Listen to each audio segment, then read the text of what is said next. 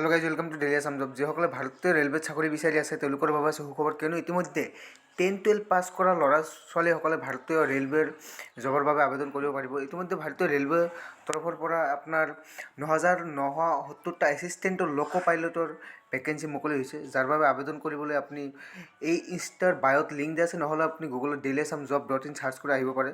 Total আপোনাৰ post আছে 9,970টা assistant লোক পাইলটৰ পোষ্ট, আৰু লাষ্ট ডেট এতিয়ালৈকে এনাউন্স কৰা নাই, এনাউন্স কৰা হ'ব। আৰু ইয়াতে জ'ন ৱাইজ আপোনাৰ ভেকেঞ্চিবোৰ মেনশ্যন কৰা আছে, যে ক'ত কেনেকৈ কেইটা পোষ্ট হ'ব, সকলোখিনি ডিটেইলছ চাই ল'ব ইয়াতে। আৰু ইয়াতে পে' লেভেল 2 আৰু পে' মেট্ৰিক্স আপোনাৰ 7 CPC মেট্ৰিক্সৰ পৰা আৰম্ভ হ'ব।